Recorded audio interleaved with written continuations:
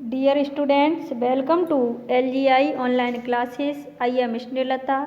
तो बच्चों, आज का हमारा 20 चैप्टर टॉपिक है अलंकार।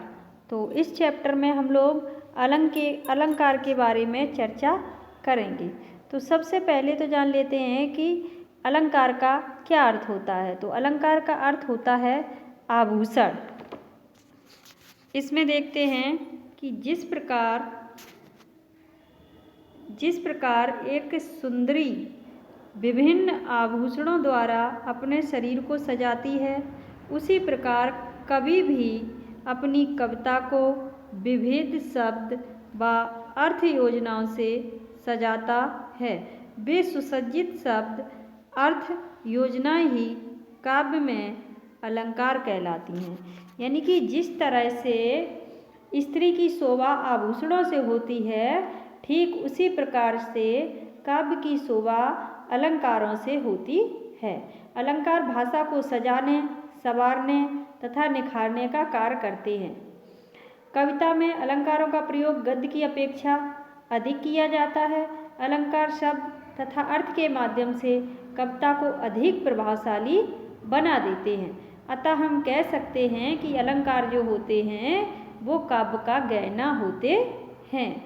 अगर इसकी सरल परिभाषा देखें तो हो जाता है कि काव्य की शोभा बढ़ाने वाले तत्वों को अलंकार कहते हैं। अब देखिए, जो अलंकार होते हैं उनके दो भेद होते हैं। कितने? दो। पहला शब्दालंकार और दूसरा अर्थालंकार।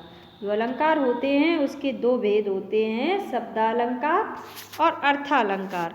शब्दालंकार के अंतर्गत आता है आपका, शब्दालंकार में देखिए, इसमें शब्दालंकार शब्द द्वारा काव्य में चमत्कार उत्पन्न करते हैं। यदि जिस शब्द द्वारा चमत्कार उत्पन्न हो रहा है उसे हटाकर अन्य समान शब्द वहाँ रख दिया जाए तो वहाँ अलंकार नहीं रहता है। सीधा सा मतलब है कि शब्दालंकार उन्हें कहते हैं जो शब्दों के माध्यम से काव्य की सुंदरता बढ़ाते हैं। जो शब्दालंकार होते हैं उनके तीन भेद होते हैं। शब्दालंकार के तीन भेद होते हैं: अनुप्रास अलंकार, यमक अलंकार और श्लेष अलंकार। सबसे पहले आता है आपका अनुप्रास अलंकार। इसमें देखिए, जहाँ व्यंजनों की आवृत्ति, किसकी? व्यंजनों की, यानी कि वर्णों की आवृत्ति ध्वनि सौंदर्य को बढ़ाए, वहाँ अनुप्रास अलंकार होता है। किसको बढ़ाए? ध्वनि सौंदर्य को बढ़ाए, वहाँ पे अनुप्रास अलंकार होता है। व्यंजनों की आवृत्ति एक विशेष क्रम से होनी चाहिए। सौंदर्यवर्धक व्यंजन शब्दों के प्रारंभ, मध्य या अंत में, यानी कि प्रारंभ में पहले, मध्य में बीच में, अंत यानी कि लास्ट में आने चाहिए। सीधा सा मतलब है कि अनुप्रास का मतलब होता है दोहराना। जहाँ एक ही वर्ण की आवृत्ति एक से अधिक बार होती है वहाँ पे आपका अनुप्रास अलंकार होता है। उदाहरण देखते हैं, जैसे लिखा है आपका, मोहन की मधुर मुरली मेरे मन मयूर को मस्त करती है। तो इस काव्य में माँ की आवृत्ति बार बार हुई है। यहाँ पर भी माँ है, यहाँ पर भी माँ है, यहाँ पर भी है, यहाँ यहाँ यहाँ यहाँ।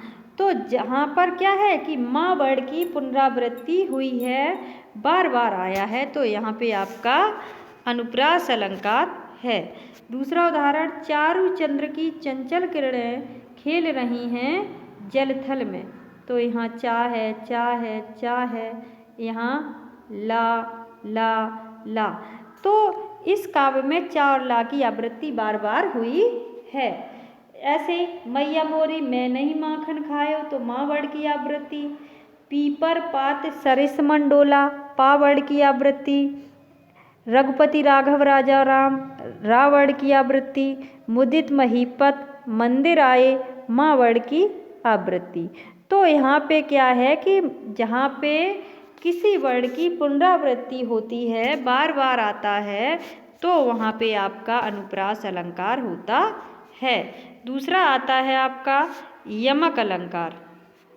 इसमें देखिए, जहाँ पर एक शब्द की बार बार आवृत्ति हो, यानी कि बार बार आए और उतनी ही बार उसका अर्थ अलग अलग हो जाए, वहाँ यमक अलंकार होता है। यानी कि जब किसी का पंक्ति में एक ही शब्द एक से अधिक बार आए, परंतु प्रत्येक बार उसका अर्थ बदल जाए। शब्द जो है वो लिखा एक जैसा ही हो, परंतु अर्थ उसका अलग अलग हो जाए, तो वहाँ पे आपका यमक अलंकार होता है।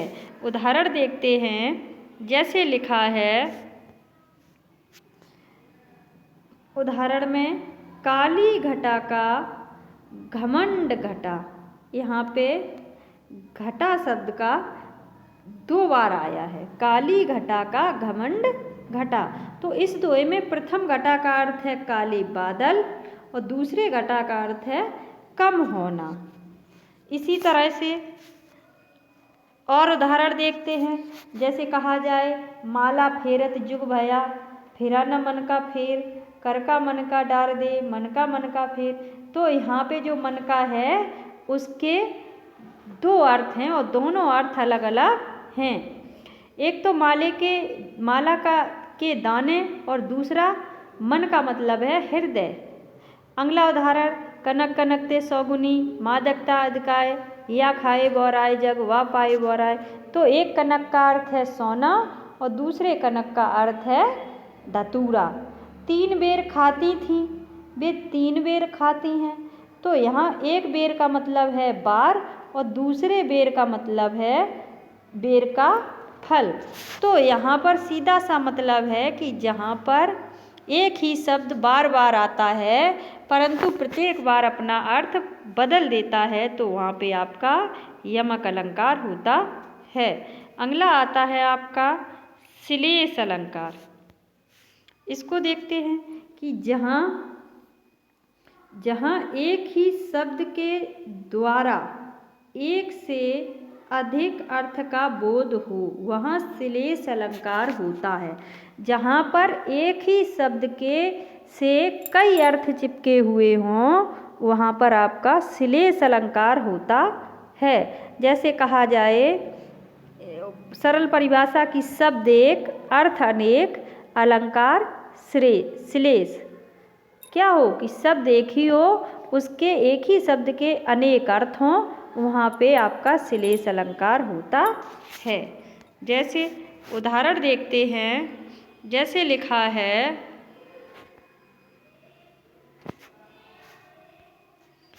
रहमन पानी राखिए, बिन पानी सब सून, पानी गए न उबरे, मोती मानुष चून। यानी कि यहाँ क्या कह रहे हैं कवि कि रहमन पानी राखिए, यानी कि आप अपना पानी सदैव बनाए रखें। बिन पानी सब सून, यानी कि बिना पानी के सब बेकार है। पानी गए न उबरे, मोती मानुष चून। तो यहाँ पे इस काव्य में पानी के 3 अर्थ हैं। एक तो सामान्य जल, दूसरा मोती की चमक और तीसरा मनुष्य का सम्मान। यानी कि एक तो पीने वाला पानी हो गया, दूसरा मोती की चमक हो गई और तीसरा मनुष्य का सम्मान हो गया। इसी तरह इसके और उदाहरण हैं, जैसे कह दिया जाए कि भिखारिन को देखकर पट देत बार बार। तो एक तो पट होता है दरवाजा और दूसरा पट होता है आपका वस्त्र। तो भिखारिन को देत पट देत बार बार, यानी कि एक तो ये कहा जा रहा है कि भिखारिन को देख करके भिखारिन को देख करके दरवाजा बंद कर लिया और एक की भिखारिन को देख करके उसे वस्त्र दान में दे दिया। तो इसी तरह अगला उदाहरण है कि सुवरन को ढूंढत फिरें, सुवरन को ढूंढत फिरत कवि व्यभिचारी चोर। तो यहाँ सुवरन शब्द के 3 अर्थ हैं। कवि के संदर्भ में है अच्छे अच्छे शब्द जो कवि होता है सुवर्ण को ढूंढत फिरे। कवि व्यभिचारी चोर, तो कवि जो होता है वो अच्छे अच्छे शब्द ही उसके लिए सोना होते हैं। व्यभिचारी के संदर्भ में है अच्छा रंग रूप, यानी कि जो सुंदर स्त्री होती है वो हमेशा, जो व्यभिचारी व्यक्ति होता है वो सुंदर स्त्री को ढूंढता रहता है। चोर जो होता है, चोर के संदर्भ में स्वर्ण सोना यानी कि धन संपत्ति को ढूंढता रहता है। तो यहाँ सुवर्ण को ढूंढत फिरत कवि व्यभिचारी चोर, एक ही शब्द से 3 अर्थ चिपके हुए हैं, अर्थात यहाँ पे आपका श्लेष अलंकार है। तो आशा करते हैं कि ये टॉपिक आपको अच्छे से समझ में आया होगा। धन्यवाद। इस टॉपिक के अगले वीडियो अर्थ के आधार पर अगली वीडियो में मिलेंगे। धन्यवाद।